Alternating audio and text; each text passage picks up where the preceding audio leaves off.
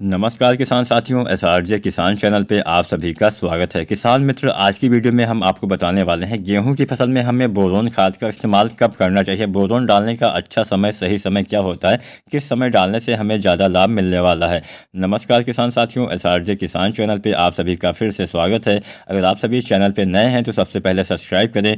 कोई सवाल हो, कोई सुझाव हो, नीचे कमेंट करना मत भूलिएगा। सबसे पहले हम जानते हैं आखिर बोरोन हम डालते हैं तो काम क्या करता है, बोरोन का आपके गेहूं की फसल में क्या उपयोग होता है। किसान साथियों, बोरोन आमतौर पे दो काम करता है। वैसे तो बहुत सारे कार्य होते हैं, लेकिन मेन दो काम होता है। पहला काम होता है आपकी मिट्टी में जो भी तत्व होते हैं, पानी वगैरह जो भी होता है, वो आपकी फसलों के सभी अंगों तक पहुँचाने का कार्य करता है। मतलब बिना बोरोन के आपके पौधे का जीवन चक्र कभी भी पूरा नहीं हो पाएगा। बोरोन की कमी से बहुत सारा नुकसान हो जाता है। इसके साथ साथ दूसरा काम ये होता है कि आपके फसल में पोलिनेशन यानी जो परागण प्रक्रिया होती है उसमें मदद करता है। बोरोन पराग नली के निर्माण में मदद करता है। तो ये दो काम इसके मेन होते हैं। यहाँ पे मैंने मेन काम ही बताया, इसके अलावा भी बहुत सारे कार्य होते हैं।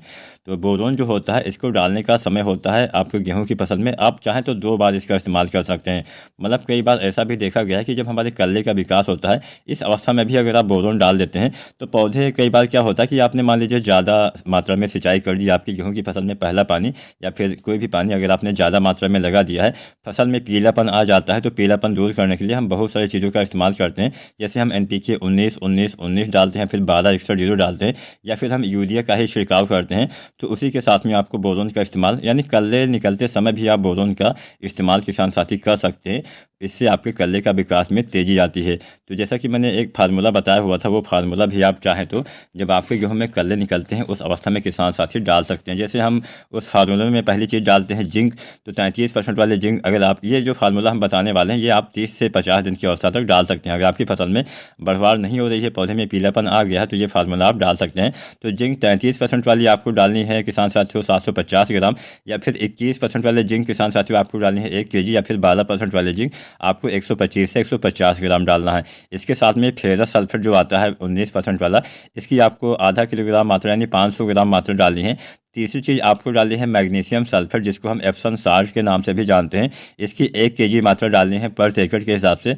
चौथी चीज़ आपको डालनी होती है मैग्नीज सल्फेट। जो मैग्नीज सल्फेट आता है इसकी 250 ग्राम मात्रा यूज़ करनी होती है। और इसी के साथ में आपको बोरोन का इस्तेमाल करना है, बोरोन 20% वाला 100 ग्राम।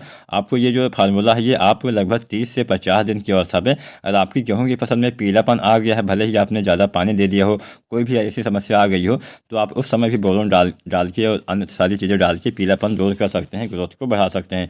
इसके बाद में सबसे अच्छा जो समय माना जाता है वो माना जाता है गबोट अवस्था।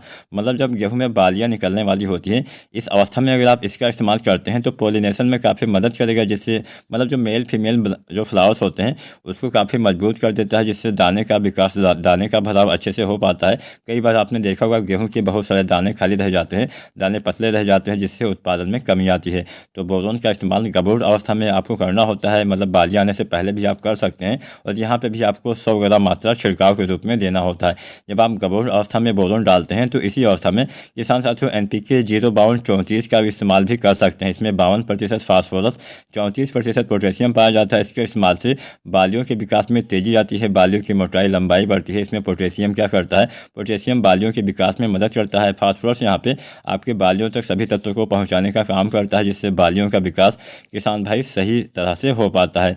इसके साथ में गबोट अवस्था में अगर मान लीजिए नाइट्रोजन की कमी हो जाती है तो आपको यहाँ पे यूरिया का स्प्रे भी करना चाहिए, छिड़काव भी इससे भी प्रयोग करना चाहिए, जिससे नाइट्रोजन की पूर्ति हो जाएगी।